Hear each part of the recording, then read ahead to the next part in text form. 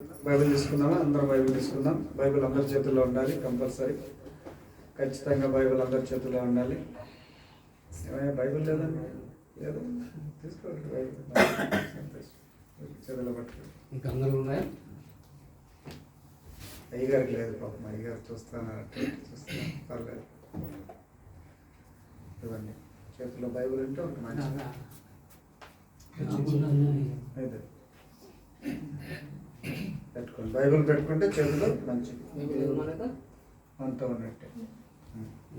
వదిలే సరిపోయింది.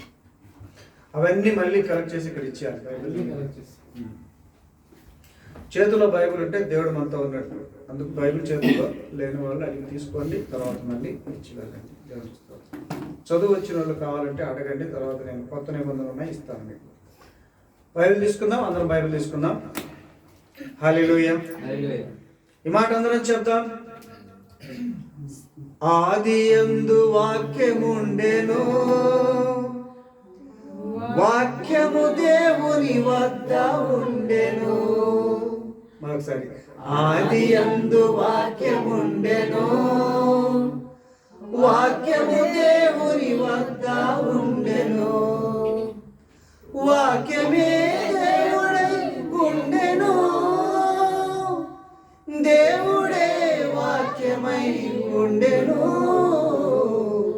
ఆదియందు వాక్యముండెను, వాక్యము దేవుని వద్ద ఉండెను. దేవునికి స్తోత్రం కలుగును గాక. హల్లెలూయా. మంచిది. అందరూ కూడా ఈరోజు సామెతల గ్రంథం తీద్దాం. సామెతలు 7వ అధ్యాయము 7వ అధ్యాయం తీద్దాం. సామెతలు, హల్లెలూయా. సామెతలు 7వ అధ్యాయం తీద్దాం.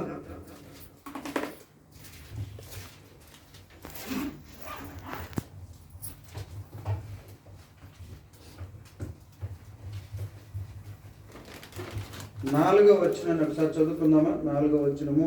జ్ఞానముతో నీవు నాకు అక్కవనియు, తెలుగుతో నీవు నాకు చెప్పండి. జ్ఞానముతో చెప్పండి, చదవండి. జ్ఞానముతో నీవు నాకు అక్కవనియు, జ్ఞానముతో నీవు నాకు అక్కవనియు, తెలివితో నీవు నాకు చెలికత్తివనియు చెప్పుము. చాలండి, చాలు. చూడండి, ఇక్కడ చెప్పినటువంటి మాటని జాగ్రత్తగా అందరం విందాం. జ్ఞానముతో నీవు నాకు అక్కవనియు, తెలివితో నీవు నాకు చెలికత్తివనియు చెప్పుము. ఎవరు చెప్పాలి ఈ మాట? ఈరోజు దేవుడు పరిశుద్ధాత్మతో ప్రేరేపించబడి నా మధ్యలో ఉంచినటువంటి మాటలు మీతో పంచుకోవాలని ఆశపడుతూ ఉన్నాను. యూత్ ఎవరండి? యూత్ చేతులెత్తండి సార్. హల్లెలూయా. అందరం యూత్, అందరూ ఎత్తచ్చు. హల్లెలూయా. నేను ముసలోళ్ళం కాదండి, అందరం యూతే. హల్లెలూయా. కాబట్టి ఈరోజు యూత్ గురించి దేవుడు పరిశుద్ధాత్మ ప్రేరేపణ కలిగి కొన్ని విషయాలు మీతో పంచుకోవాలని దేవుడు నాలో ఉంచినటువంటి మాటలు మీకు పంచుకోవాలని ఆశపడుతున్నాను. త్వరగా మనము ఎక్కువ సమయం తీసుకోను, త్వరగా మనం ముగించుకొని వాక్యాన్ని ధ్యానం చేసుకుందాం. హల్లెలూయా. యవనస్తుడా జాగ్రత్త, ఇది మన టైటిల్. యవనస్తుడా జాగ్రత్త. మరి యవనస్తుడేనా, యవనస్తురాలు? హల్లెలూయా. కాబట్టి ఇద్దరికి వర్తిస్తుంది. బైబిల్ ఎప్పుడు కూడా పురుషులను మాత్రమే సంబోధిస్తూ ఉంటుంది. బైబిల్లో ప్రతి మాట కూడా పురుషుని గురించే మాట్లాడుతుంది, కానీ స్త్రీ గురించి మాట్లాడదు. అట్లా అని చెప్పేసి స్త్రీలు నా గురించి ఏమి లేదులే అని చెప్పేసి మీరు పక్కన పెట్టడానికి లేదు. స్త్రీలకు కూడా వర్తిస్తుంది. ఇప్పుడు మనం యూత్ అంటే మరి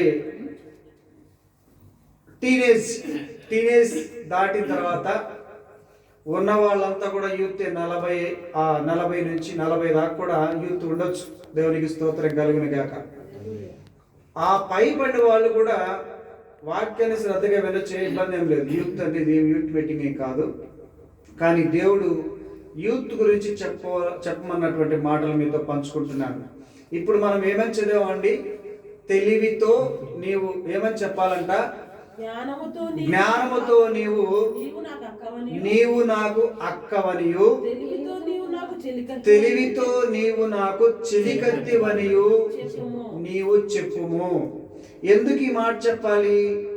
ఎప్పుడు చెప్పాలి? ఏ సందర్భంలో చెప్పాలి? చెప్పవలసిన అవసరం ఏమిటి అని మనము, మీరు ఎప్పుడైనా ఈ సామెతల గ్రంథము 7వ అధ్యాయం అంతా మీరు చదివి ఉంటే, ఇక్కడ ఒక పడుచువాడు ఉన్నాడంట. ఎవరండి పడుచువాడు? అంటే యవనస్తులే కదా. పడుచువాడు ఉన్నాడు. 7వ వచనంలో ఒకసారి చూద్దామా? 7వ వచనంలో ఏమని రాసిందో, జ్ఞానము లేని వారి మధ్యను యవ్వన మధ్యను బుద్ధి లేని పడుచువాడు ఒకడు నాకు కనపడెను.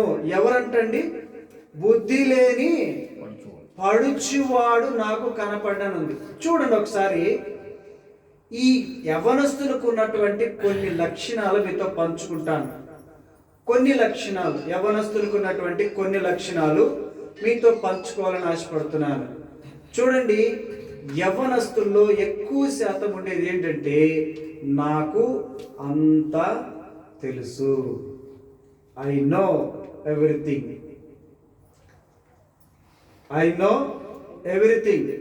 నాకంతా తెలుసు. మీరు చూస్తుంటారు, యవనస్తుల్లో ఉన్నటువంటి లక్షణం మొదటిగా నాకంతా తెలుసు అంటారు. నాకు అంతా తెలుసు అంటారు. రెండవ విషయం ఏంటంటే, మనము ఏదైనా మంచి చెప్తే, మనమైనా పెద్దలుగా ఉన్నటువంటి అన్న కావచ్చు, అక్క కావచ్చు, తల్లిదండ్రులు కావచ్చు, లేకపోతే ఎవరైనా పెద్దలు అనేవాళ్ళుగా ఉండేవాళ్ళు ఎప్పుడైనా చెబితే ఒక మాట, మంచి మాట చెబితే నచ్చదు. హల్లెలూయా. మంచి మాట చెబితే, మంచి మార్గము వెళ్ళమంటే నచ్చదు. రెండవదిగా. మూడవది ఆలోచన చేద్దాం. ఈ యవనస్తులకు ఉన్నటువంటి ఆశ ఇంకొకటి ఏమిటంటే, ఎక్కువగా స్నేహితులతో గడపాలని ఆలోచన చేస్తూ ఉంటారు. హల్లెలూయా. యవనస్తులు అని నేను అన్నాను కదండి.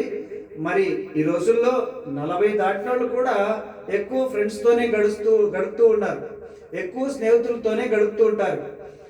ప్రశాంతంగా దేవుని మందిరానికి వచ్చి దేవుని మాటలు వినాలని ఎవరికి ఆశ ఉండదు. కానీ దేవుని మందిరం కంటే కూడా స్నేహితులతో ఎక్కువ గడపాలనే ఆశ వాళ్ళలో ఎక్కువగా ఉంటుంది. ఇక నాలుగవ మాటకు వస్తే, నాలుగవ వాళ్ళకు ఉన్నటువంటి లక్ష్యం ఏమిటంటే, యవ్వన కాలంలో ఈ యొక్క కోరికలు ఎక్కువగా ఉంటాయి. ఆ కోరికలు ఒక మాట చెప్పాలంటే, లోకంలో ఉండే కోరికలు ఉంటాయి, శరీరమైనటువంటి కోరికలు ఉంటాయి. అవి బైబిల్లో చెప్పినట్లుగా నేత్రాశ, శరీరాశ, జీవపు డంబం. ఎక్కువగా శరీర కోరికలు ఎక్కువగా ఉంటాయి. శరీరాన్ని సుఖపెట్టాలి, శరీరాన్ని సుఖముతో ఉంచాలి అనే ఒక కోరిక ఎక్కువగా ఉంటుంది. ఇది నాలుగవది. ఐదవదిగా, యవనస్తులకి ఒక జబ్బు ఉంది. అది ఏమిటంటే, ఒంటరిగా ఉండాలని ఎక్కువగా కోరుకుంటూ ఉంటారు. హల్లెలూయా. ఒంటరిగా ఉండాలనే ఆలోచన ఎక్కువగా వాళ్ళకి కలుగుతూ ఉంటుంది.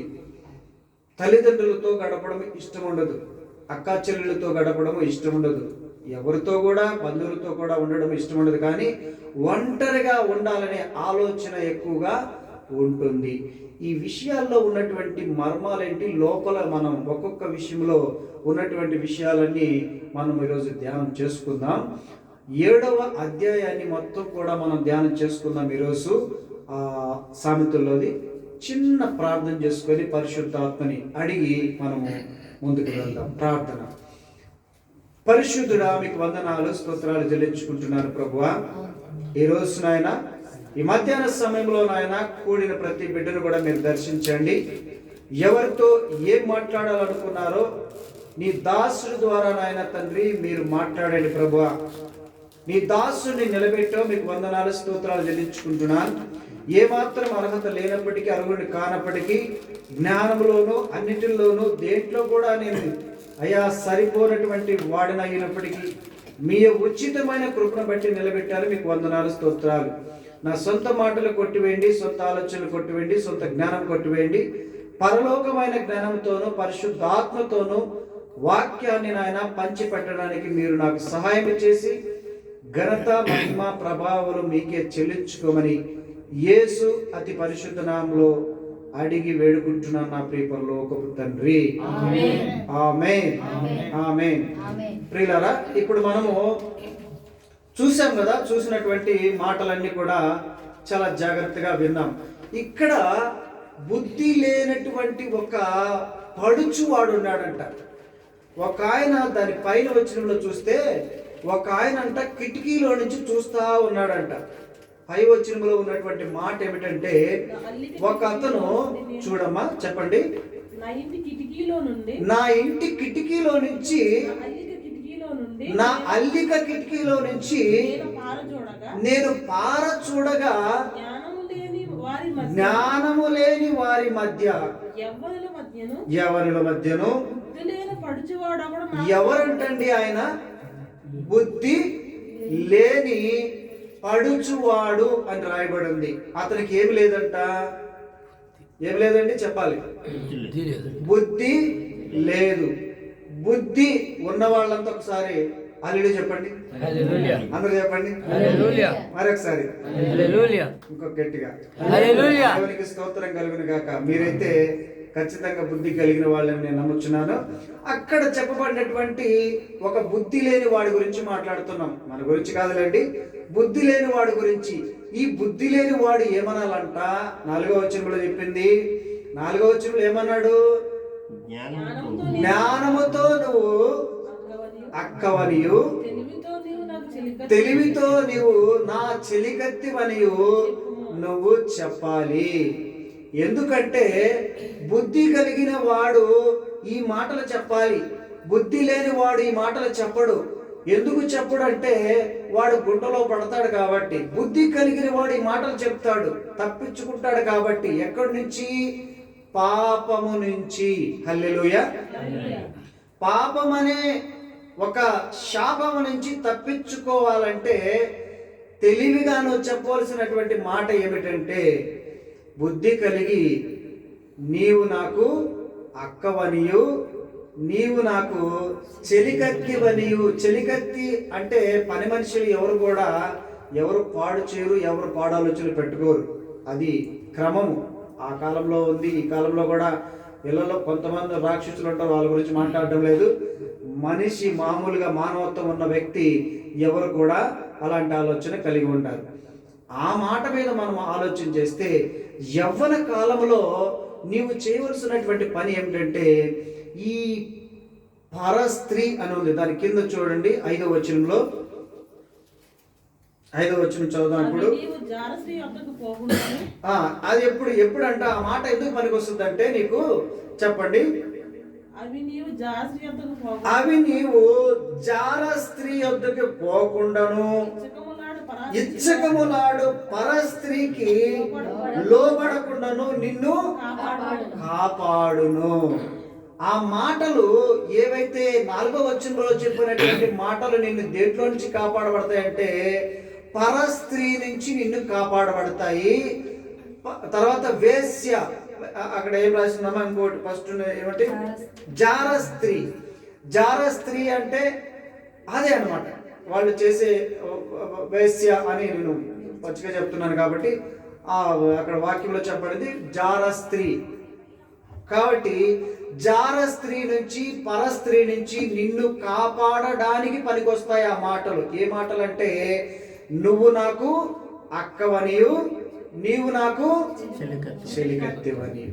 యేసన్న గారు ఒకసారి ఒక మీటింగ్కి అటెండ్ అవ్వాల్సి వస్తే ఆ సమయంలో ఒక ఫోన్ కాల్ వచ్చింది. ఎక్కడి నుంచి అంటే, ఆ మీటింగ్ ఎవరైతే కండక్ట్ చేశారో వాళ్ళ కాడ నుంచి ఫోన్ వచ్చింది. ఆ ఫోన్లో వచ్చినటువంటి వాయిస్ ఎవరంటే, ఒక ఆడ మనిషి, లేడీస్ ఫోన్ వచ్చింది. ఫోన్ వస్తే ఆమె ఫోన్లో మాట్లాడగానే ఏమండి ఈసన్న గారండి అని మాట్లాడిందంట. అవునమ్మా ఈసన్న గారిని అంటే అదండి అని కొంచెము ఒక వెటకారమైన మాటలతో మాట్లాడడం స్టార్ట్ చేసిందంట ఆమె. హల్లెలూయా. వెంటనే యేసన్న గారు ఏమన్నా తెలుసా, ఫోన్లో ఒకేసారి ఒక్క గద్దింపు. అది నేను చెప్తే నీకు ఒక్క గద్దింపే. నోర్మోయ్, ఎవరు నువ్వు, ఎవరు అనుకుంటున్నావు, ఎవరికి ఫోన్ చేశావు, ఎవరికి ఫోన్ చేశావు అని ఒక్కసారిగా ఒక గద్దింపుగానే టపాన్ ఫోన్ పెట్టేసింది. హల్లెలూయా. ఎట్లా ఫోన్ పెట్టేసిందండి? టపానా ఫోన్ పెట్టేసిందంట. అంటే అక్కడి నుంచి మాట్లాడినటువంటి మాటల బట్టి యువతల నుంచి పోయినటువంటి మాటలకి అక్కడ ఏమైపోయిందండి, నువ్వు నోటితో అక్కవనియు చెల్లివనియు అని చెప్పకపోయినా కూడా అక్కడ దెబ్బ తగిలింది అవతల. ఇంక లూజు మాటలు ఉండవు. అందుకని యవ్వనస్తులు చేయవలసినటువంటి ఇంకొక పని ఏంటంటే లూజు మైండ్ ఉండకూడదు. ఏ మైండ్ ఉండకూడదు అండి? లూజు మైండ్ ఉండకూడదు. లూజు మైండ్ అంటే ఏంటి? ఈజీగా వలలో పడిపోయే విధానం ఉండకూడదు. స్ట్రాంగ్ మైండ్ ఉండాలి. Strong mind. ఇప్పుడు ఏసన్న మాట్లాడినట్టుగా, ఏమండి యశన గారు బాగున్నారా, ఒకసారి నేను మాట చెప్పాను గుర్తుందా? ఒక ఆమె వచ్చి భోజనం పెట్టింది, శుభ్రంగా హాయిగా భోజనం చేసుకున్నాడు. ఏమ్మా బాగున్నావా, మీ ఆయన బాగున్నాడా, ఇంట్లో అన్ని సంగతులన్నీ బాగున్నాయా, మంచుకున్నాయనంటే, ఏమ్మా ఏంటి యశన గారు లక్ష్మి అనొచ్చు కదా నన్ను అన్నదంట. ఏమన్నదండి? ఏమనాలంట? లక్ష్మి అనాలంట. వెంటనే ఆయన్ని ఎవరు మోయినారు, ఎవరనాలి నేను లక్ష్మి అని? లక్ష్మి అని ఎవరనాలి నిన్ను? ఎవరనాలి నేను లక్ష్మి అని? నీ యజమానుడు, నీ భర్త అనాలి. ఎవరిని అనుకోని ఎవరు మాట్లాడుతున్నాను? నేను లక్ష్మి అనాలా? లూజ్ మైండ్, లూజ్ టాక్ ఉండకూడదు మనిషిలో. హల్లెలూయా.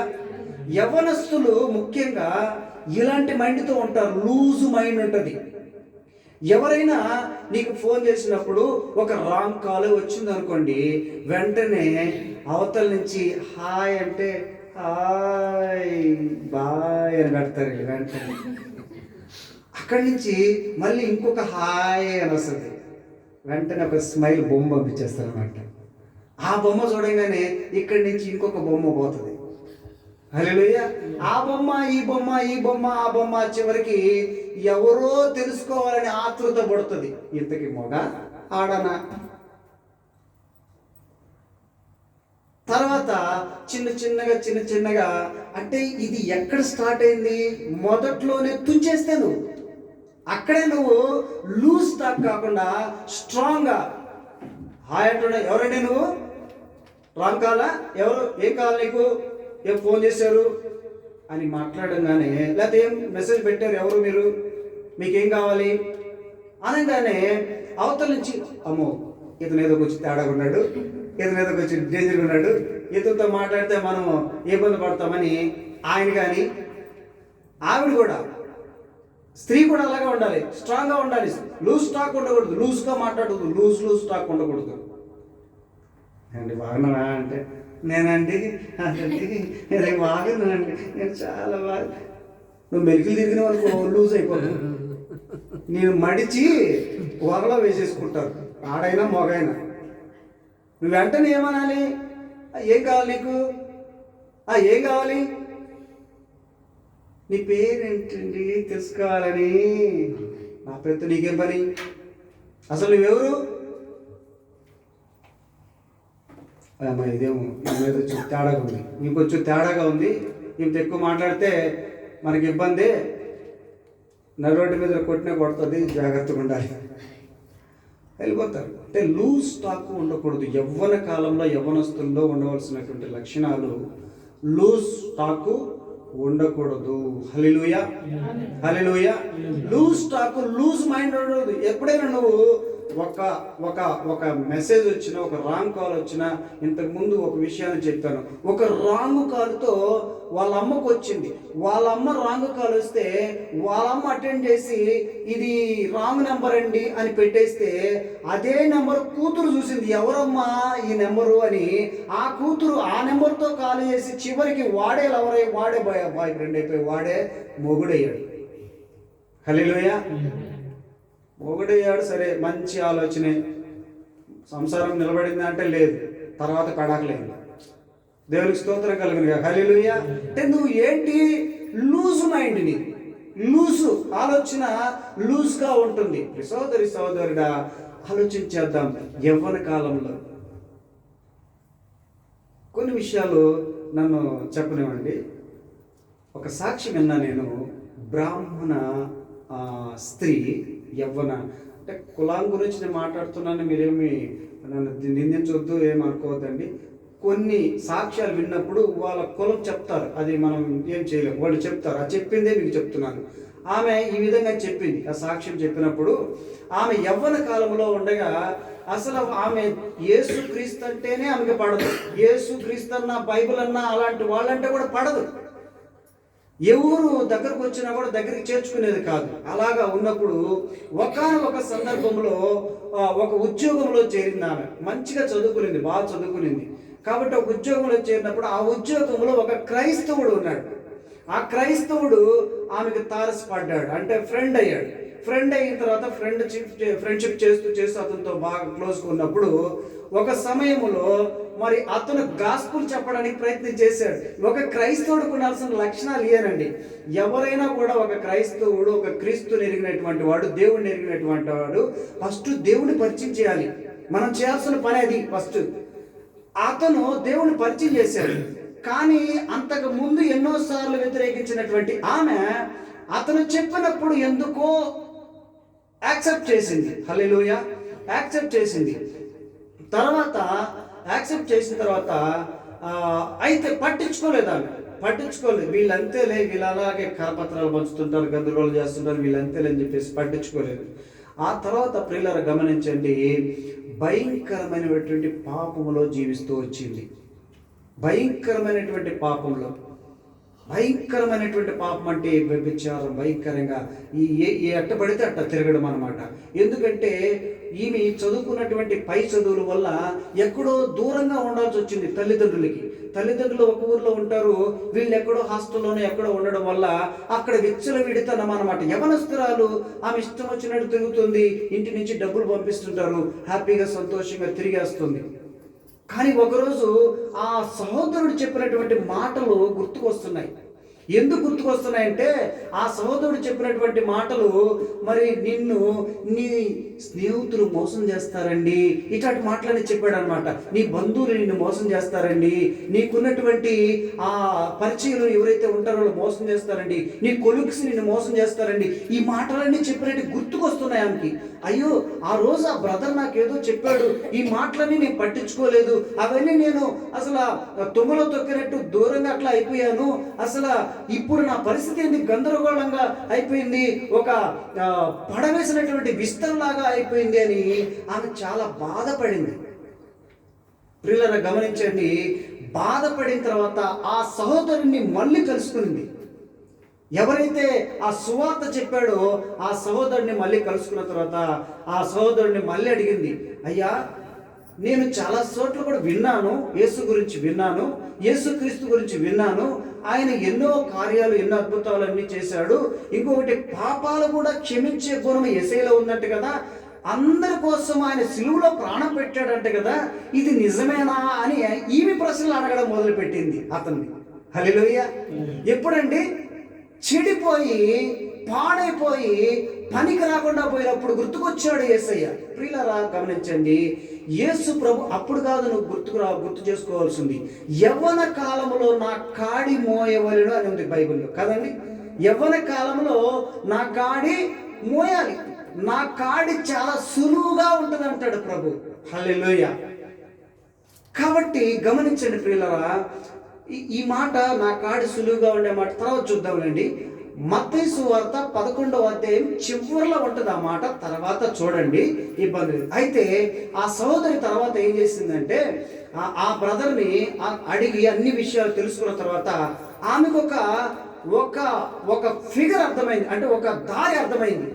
నేను వెళుతున్న దారి రాంగ్ వే, కరెక్ట్ దారిలో నేను వెళ్ళట్లేదు, నాకు ఈ దారి మంచిగా అనిపిస్తుంది, యేసయ్య దారి మంచిగా అనిపిస్తుంది, యేసుక్రీస్తు వారు చెప్పినటువంటి దారి చాలా మంచిగా అనిపిస్తుంది, ఒకరి కోసము ప్రాణం పెట్టిన వాళ్ళు ఎవరు లేరు ఈ లోకంలో, నా కోసము నా పాపాల నిమిత్తమై ప్రాణం పెట్టాడా, ఎంత గొప్ప విషయం అది అని ఆమెలో ఒక పశ్చాత్తాపడి ఆమె మారు మనసు పొందింది. దేవుని స్తోత్రం చెప్పడం ఒకసారి.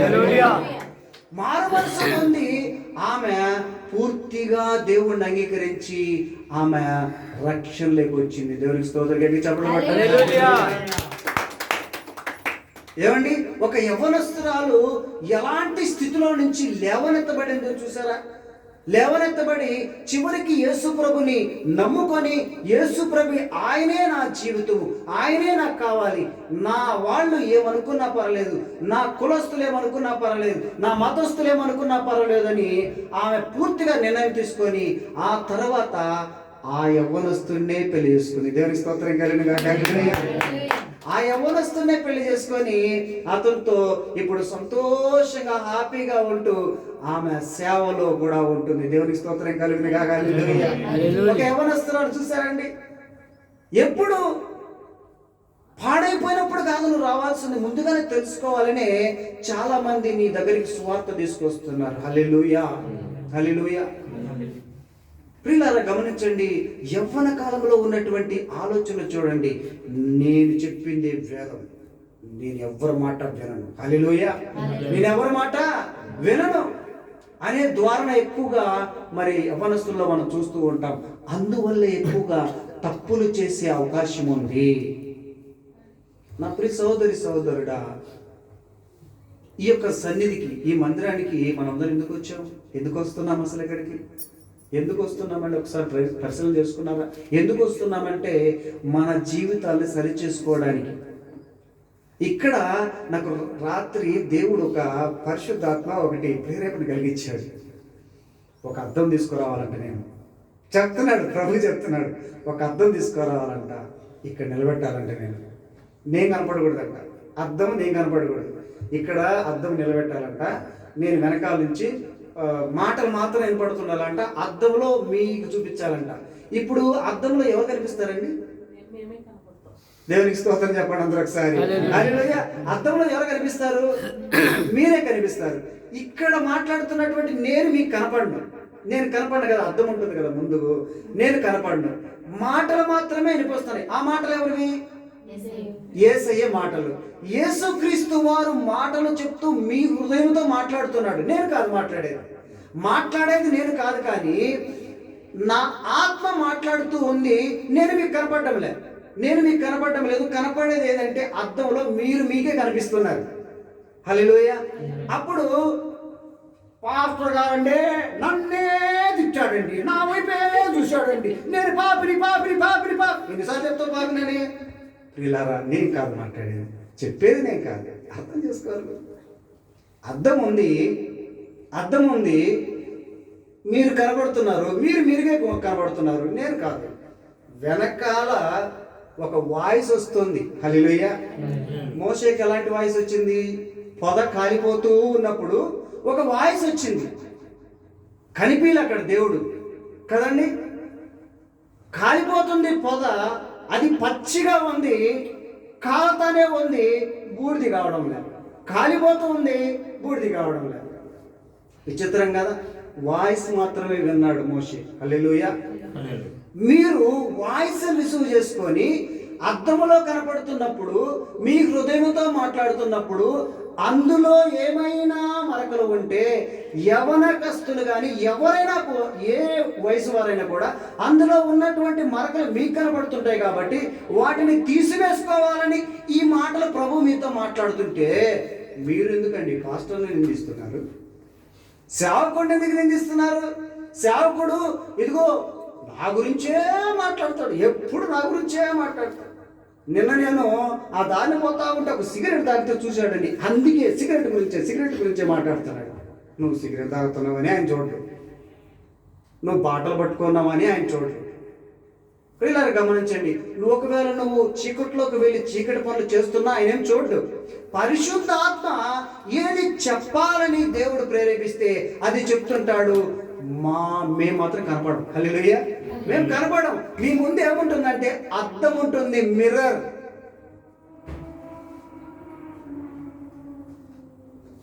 Can I ask you one question? Have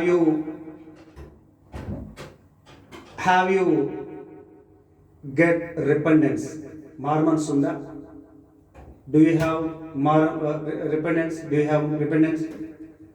ఎవరు అడిగినా కూడా నేను బాప్తిసం తీసుకున్నానని చెప్పేవాళ్ళు చాలా మంది ఉన్నారు, కానీ మారు మనసు లేదు. హల్లెలూయా. మారు మనసు లేదు, కానీ బాప్తిసం తీసుకున్నానండి, ఆయన నీళ్ళలో ముంచాడు లేపాడు, అయిపోయింది, నేను పరలోకానికి వెళ్ళిపోతాను. హల్లెలూయా. పాస్టర్ ముంచి లేసినంత మాత్రాన, లేకపోతే కొంతమంది చిలకరింపులు వేస్తారు, అలాంటి మాత్రాన నువ్వు పరలోకానికి వెళ్ళవు ప్రియ సోదరి సోదరుడా. మరి ఎలా పోతావు?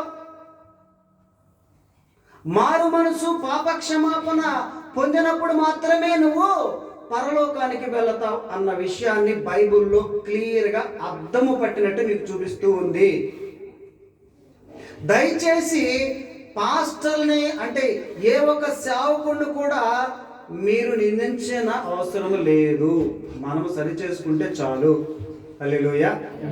అది కూడా నేను ఎలా చెప్తున్నానంటే ప్రేమపూర్వకంగా, చాలా నా ఆత్మీయ బిడ్డలు కాబట్టి నా బిడ్డలకు చెప్పుకున్నట్టు చెప్పుకుంటున్నాను. దాన్ని మీరు పాజిటివ్గా స్వీకరిస్తారో నెగిటివ్గా స్వీకరిస్తారో మీ ఇష్టం, అది అంతేనా కదండి. హల్లెలూయా.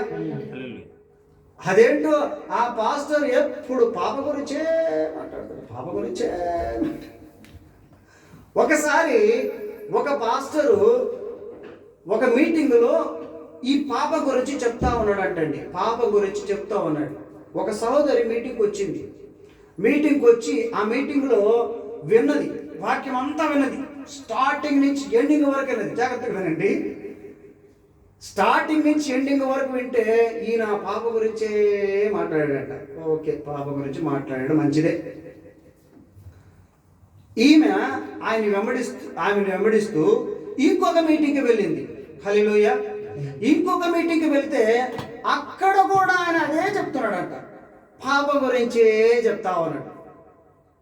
ఇదేంటి? ఆ మీటింగ్లో పాప గురించి చెప్పాడు, ఈ మీటింగ్లో పాప గురించి చెప్పాడు. సరే, ఇంకొక మీటింగ్లో చూద్దాం ఏమైనా మారుస్తాడేమని చెప్పి ఇంకొక మీటింగ్కి వెళ్తే అక్కడ కూడా అదే టాపిక్. డిఫరెంట్గా ఏదైనా ఒకసారి సమర స్త్రీ గురించో, లేకపోతే ఒకసారి వ్యభిచారంలో పట్టుబడినట్టు ఆమె గురించో, ఏదో టాపిక్ మాత్రం అదే, కానీ వేరే వేరే వేరే వాళ్ళని తీసుకొని మాట్లాడుతున్నటువంటి సందర్భం. ప్రియులారా గమనించండి. అప్పుడు మూడోసారి అయిపోయిన తర్వాత ఆమె డైరెక్ట్గా పాస్టర్ని అడిగేసిందంట, అయ్యగారు నేను 3 మీటింగులకి అటెండ్ అవుతూనే వచ్చాను, మీరు ఎక్కడ మీటింగ్కి పెట్టినప్పుడల్లా నేను వస్తూనే ఉన్నాను. 3 మీటింగులకు వచ్చాను. 3 మీటింగులలో కూడా మీరు పాపం పాపం పాపం పాపం గురించే మాట్లాడుతున్నారు. అసలు మీరు ఇంకేం టాపిక్ లేదా? ఇదేనా టాపిక్ అని ఆమె అడిగిందంట. ఆయన ఒక మాట చెప్పాడంటండి, అమ్మా నేనైతే ఎవరిని ఉద్దేశించి చెప్పలేదు, పరిశుద్ధాత్మ ఏదో ప్రేరేపించిన కొలితే నేను చెప్తూ వచ్చాను. అయితే నీలో ఏదో మారు మనసు పొందవలసిన అవసరం ఏదో ఉంది, నీలో ఏదో ఉంది. అందుకే దేవుడు పదే పదే నీకు అదే గుర్తు చేస్తున్నాడు. దయచేసి నీలో ఉన్నది ఏదో ఉంటే దాన్ని తీసివేయి. అందుకనే ప్రభు నువ్వు అక్కడికి వస్తావని ప్రభుకు తెలుసా? నాకు తెలుసా? తెలియదు నాకు. ఆ మీటింగ్కి ఎవరు వస్తారో ఎవరు రారో పాస్టర్లకు తెలియదు కదండి. అక్కడికి ప్రభు తెలుసు నువ్వు వస్తావని. అందుకనే ప్రభు మళ్ళీ ప్రేరేపించి నాకు అదే చెప్పిస్తున్నాడేమో, నీ కోసమే. నువ్వు మారవలసి పొందాలని, నీలో ఏదో ఒక పాపం ఉంది, తీసివేయవలసింది ఉంది, నువ్వు ఇంకా దాన్ని తీసివేయలేదు, నీలో పెట్టుకోనుండవు. అందుకే పదే దాని గురించి చెప్తున్నాడని ఆ సేవకుడు చెప్పిన తర్వాత ఆమె నిజంగానే ఆశ్చర్యపోయి అక్కడే మోకాళ్ళు వేసి ఏడ్చిందంట. నిజమే, నేను 3 మీటింగ్లకు పోతున్నాను కానీ నాలో మార్పు నేను మారడానికి మాత్రం ప్రయత్నం చేయట్లేదు, కానీ ఆయన ఏం చెప్తాడో చూద్దాం, ఆయన ఏం చెప్తాడో చూద్దామని ఆయన పరీక్షిస్తూ ఆయన గురించి నేను వెళ్తున్నాను, కానీ మారు మనసు పొందడానికి ప్రయత్నము చేయట్లేదు. అప్పుడు మోకాళ్ళు వేసి ఆమె ఏడ్చిందంట, ఏడుస్తుందంట, బోర్ని ఏడుస్తుంది. ప్రభువా నిజమేనయ్యా, నా కోసమే అన్ని మీటింగ్లలో ఇదే టాపిక్ ఇదే చెప్తూ ఉన్నావా? నా కోసమేనా ప్రభువా? అప్పుడు సోదరుడా, ఈ మీటింగ్లో ఈ సన్నిధిలోకి మీరు వచ్చారు కదండి, దేవుడు నీతో ఏదో మాట్లాడుతున్నాడు, నీలో ఉన్నది ఏదో ఆయన తీసివేయాలని ఆయన ఆలోచన కలిగి నేను ఇక్కడ నడిపించాడు. నువ్వు అనుకుంటున్నావు నేను ప్లాన్ చేసుకున్నాను, పొద్దున్నే లేచాను, 6 గంటలకు లేచాను, రెడీ అయ్యాను, అవి చేశాను ఇవి చేశాను, కాలకృత్యాలు చేశాను, పనులు చేసుకున్నాను, అన్నం చేశాను, కూర చేశాను, నడిచాను, వచ్చాను, ఇక్కడికి వచ్చాను, ఇదంతా నా ప్లాన్ అండి అని నువ్వేమన్నా అనుకుంటుండేమో. దయచేసి ప్రియ సోదరుడు ఆలోచించండి. నిన్ను నడిపించింది ప్రభువే ఇక్కడికి నడిపించాడు. గట్టిగా చప్పట్లు కొట్టేసే నామని హల్లెలూయా. ప్రభువే ఇక్కడికి నడిపించాడు. నీలో ఏదో ఉంది, చీకట్లో ఉన్నటువంటిది ఏదో ఉంది, అద్దంలో నువ్వు కనిపిస్తున్నావు, ఇక్కడ దేవుడు నీకు చూపిస్తున్నటువంటి అదేదో ఉంది, దాన్ని తీసివేయడానికే నేను ఇక్కడ నడిపించాడు దేవుడు అన్న విషయాన్ని మనం గమనించాలి. అది వదిలేసి మనము ఈ వాక్యము మా అన్నకైతే బాగుండు, మా చెల్లెలికైతే బాగుండు, మా అక్కకైతే బాగుండు, మా అమ్మ ఇంటేనా ఈ వాక్యం, అసలు మా అత్త ఇంటేనా ఈ వాక్యము, ఎంత పిసనారి కొట్టిదో ఎలాంటిదో, ఆమె వింటే ఆమె ఖచ్చితంగా మారిపోద్ది. నా సోదరుడా, నువ్వు మారుమనసు పొందు నాయనా. సోదరి నువ్వు పొందు ఫస్ట్. నేను ఈ మాట ఎన్నోసార్లు చెప్తున్నాను. ఒక అన్యురాలనేది ఒకసారి అన్యురాలనేది ఆ మాట నేను చాలా సంతోషించాను. నువ్వు మారు అని అందరూ చెప్తుంటామంట మనం నీతులు. నువ్వు మారు అయ్యా, నువ్వు మారయ్యా, నువ్వు మంచిగుండయ్యా, నువ్వు నీతిగుండయ్యా, మంచి మార్గంలో నడువయ్యా, యేసయ్య మార్గంలో నడువయ్యా, యేసయ్య మార్గమో జీవమో సత్యమో నేనే అని ఆయన అన్నాడు కదా, ఆ పరలోక రాజ్యానికి నా ద్వారా తప్ప ఎవరు పోరని చెప్తున్నాడు కదా, నువ్వు మారయ్యా అని నువ్వు చెప్తున్నావు. బయటికి పోయి సీక్రెట్గా సిగరెట్ తాగుతున్నావు, ఎక్కడో తెలియనటువంటి సందర్భంలో వాళ్ళతో పాటు గ్లాసులు పట్టుకుంటున్నావు, ఇంకో చోటుకి వెళ్ళినప్పుడు తెలియకుండానే చీకట్లో దూరేస్తున్నావు. నువ్వేమో ఇక్కడ మార్పు లేకుండా అందరికీ మారు అని చెప్తున్నావు. నువ్వు మాత్రం అలాంటి చోట్లకి వెళ్తున్నావు, అలాంటి మనసుల్లోనే ఉంటున్నావు. నీ సావాసం ఎవరితో ఉంది? అసలు నీ సావాసం ఎవరితో ఉంది? ఫస్ట్ నువ్వు మారావా? దేవుడు అదే చెప్తున్నాడు, నువ్వు మారు ఫస్ట్. నీ నుంచే స్టార్ట్ చేయండి. నిలబడి నేను చెప్తున్నానని ఈ సేవకులంతా ఇంతేనండి. వాళ్ళు మారరు, మమ్మల్ని మాత్రం మారమంటారు అని మీరు ఎవరైనా అనుకుంటే దేవునికి నేను లెక్క చెప్తాను. ఖచ్చితంగా నేను లెక్క చెప్పగలను. తీర్పులో నిలబడినప్పుడు నేను లెక్క చెప్పగలను. నేను మారి చెప్తున్నాను. నేను ఒక్క మాట చెప్పి ముగించేస్తాను. ఎందుకంటే అన్యుడి నుంచి లేవనెత్తినటువంటి దేవుడు ఆయన. అన్యుడిగా ఉన్నప్పుడు బాల్యములో యవ్వన కాలంలో టీనేజ్లో ఉన్నప్పుడు ఒక 2 అక్క చెల్లెళ్ళు ఉండేవాళ్ళు. వాస్తవంగా తెలియదు అనుకోండి, ఇప్పుడు తెలిసినా పర్వాలేదు, చెప్పేస్తాను, సీక్రెట్ మీ ముందు పెట్టేస్తాను. హల్లెలూయా. 2 అక్క చెల్లెళ్ళు ఉండేవాళ్ళు, చాలా సన్నిహితంగా ఉండేవాళ్ళు నాకు. నేను అప్పుడు డిప్లొమా ఇంజనీరింగ్ చేశాను, వాళ్ళు కూడా అదే డిప్లొమా ఇంజనీరింగ్ చేస్తున్నారు. వాళ్ళిద్దరితో ఒక రూమ్లో నేను ఉండేవాడిని, బ్యాచిలర్గా ఉండేవాడిని. వాళ్ళ ఇల్లు పక్కనే ఉండేది. వాళ్ళు తరచుగా నాతో బాగా స్నేహంగా ఉండేవాళ్ళు. అయితే వాళ్ళిద్దరూ చాలా బాగా ప్రేమిస్తున్నారు, నన్ను ఇష్టపడుతున్నారు. బహుశా మీరు ఆ ఇష్టం అనుకునేవాళ్ళు, ఆ ప్రేమ అనుకునేవాళ్ళు కాదు. వాళ్ళ ఉద్దేశము అభిమానిస్తున్నారు, ప్రేమగా చూస్తున్నారు. పొద్దున్నే లేచి తలుపు తట్టి మరి ఇదిగో కాఫీ అని ఇస్తారు, ఇదిగో టీ అని ఇస్తారు. అందులో వాళ్ళ అక్క కాకుండా చెల్లెలు ఉంటుంది కదా, ఆ అమ్మాయి ఇంకా ఎక్కువగా అభిమానించేది.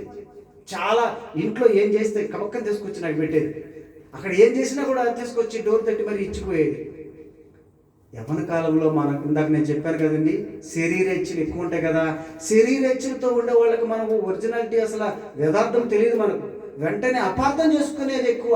అపార్థం చేసుకొని ఈ చిన్న అమ్మాయి నన్ను ప్రేమిస్తుంది, నన్ను లవ్ చేస్తుంది, ఈమెతో నాకు ఓకే అనుకొని ఒకరోజు చీకట్లో కూర్చొని ఒక లెటర్ రాసినాను. ఏమి లెటర్ అది మీకు తెలుసు. ఏమి లెటర్ అండి? Love letter. నా ఏసై కాదు, అప్పుడు తెలియదు కదా ఏసయ్య.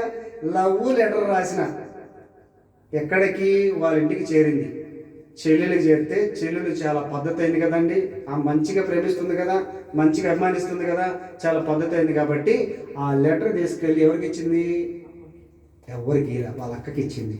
హల్లెలూయా. వాళ్ళ అక్కకి ఇచ్చింది. వాళ్ళ అక్క తర్వాత ఆ లెటర్ అంతా చదివి, మీకు చెప్తున్నాను, నేనే సిగ్గుపడ్డం లేదు, ఒక చెప్పు ఆకారం తీసుకొని, ఒక చెప్పు ఆకారం తీసుకొని ఈ చెప్పుని కింద ఒక బొమ్మ వేసి అది మళ్ళీ తిరిగి నాకే ఇచ్చింది. ఏమంటే అర్థం చేసుకోండి. యవ్వన కాలంలో యవ్వనస్తులకు ఉన్నటువంటి గుర్రాలాగా పరిగిస్తుంటాయి వాళ్ళ కోరికలు, శరీర ఇచ్చ.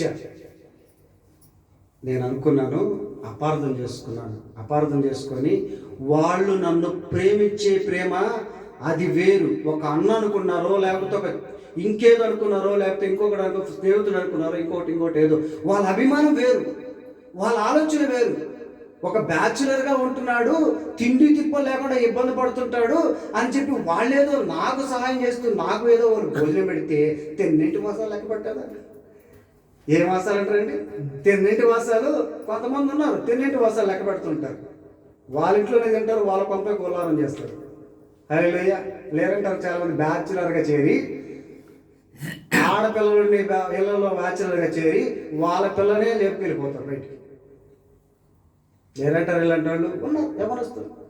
యవ్వన కాలంలో అందుకే ఆ 7వ అధ్యాయం 4వ వచనంలో నువ్వు నాకు అక్కవనియు నువ్వు నాకు చెలికత్తివనియు చెప్పాలి. అప్పుడే నా మనసులో ఈమె నాకు చెల్లి అనే ఆలోచన వచ్చింటే, ఈమె నాకు అక్క అని ఆలోచన వచ్చింటే ఈ లెటర్ వాళ్ళకి పోయేది కాదు, ఆ చెప్పు వచ్చేది కాదు.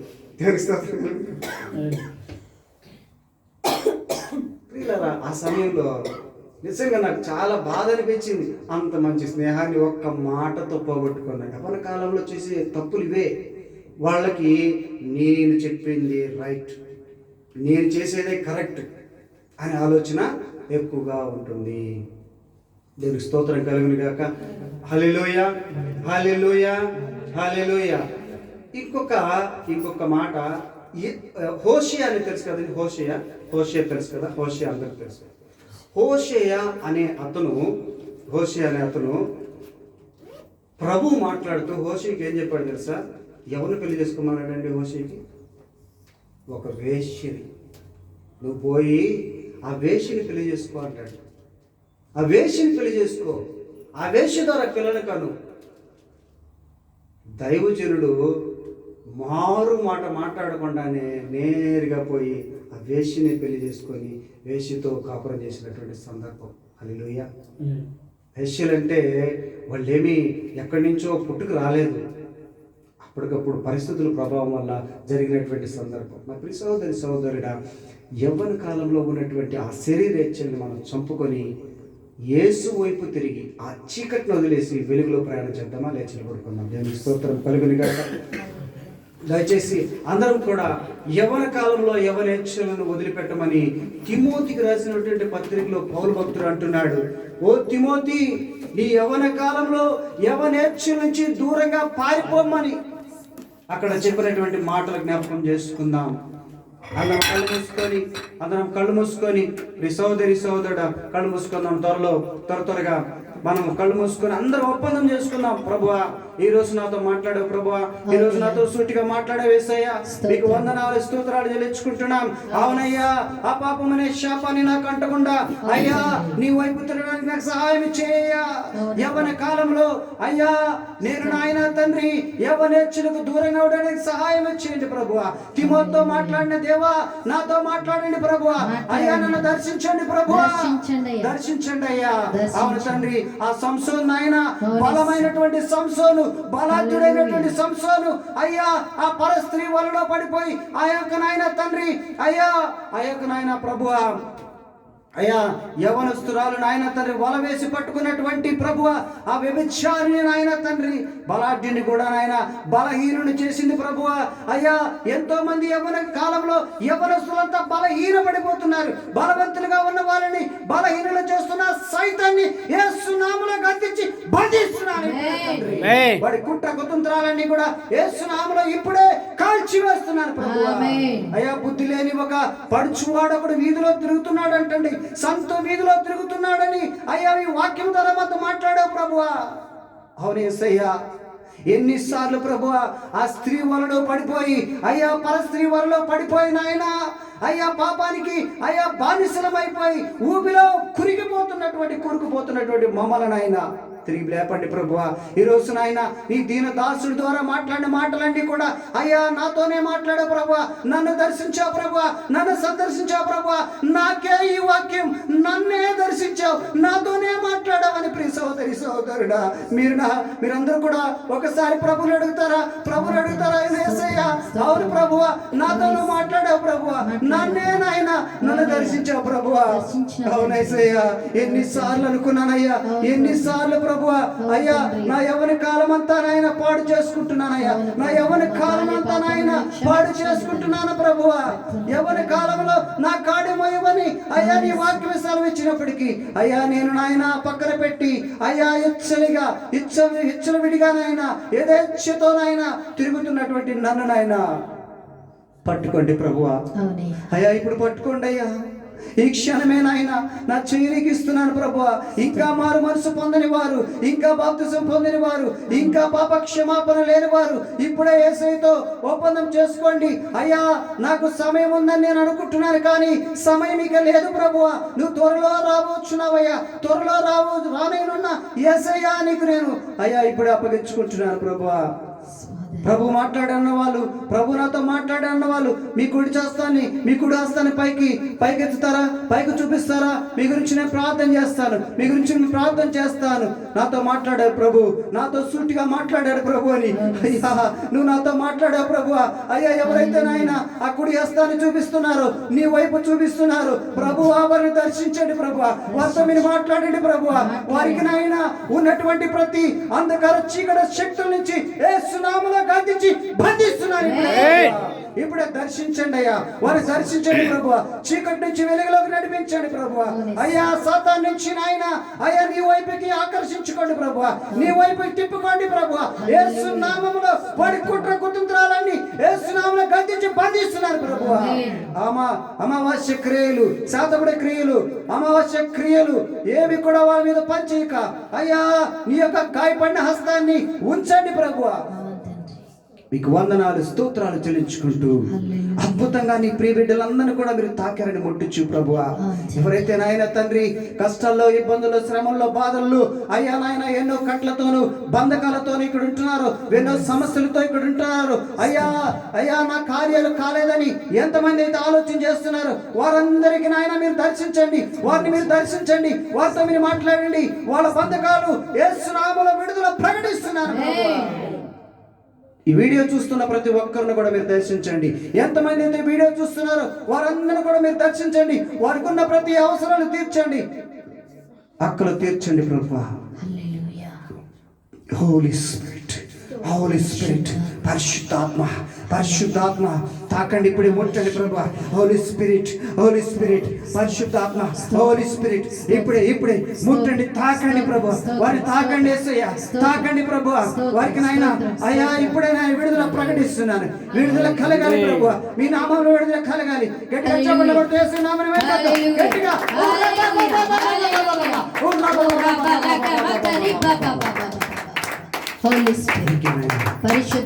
ఘనత మహిమ ప్రభావాలు మీకు ఆరోపిస్తూ మా ప్రభు మా రక్షకుడైన త్వరలో రానియున్న యేసు క్రీస్తు అతి పరిశుద్ధ నామములో అడిగి బ్రతిమలాడి వేడుకుంటున్నాను నా ప్రియ పరలోకపు తండ్రి. ఆమేన్. కానుకలకు సమయం ఇద్దాం, దయచేసి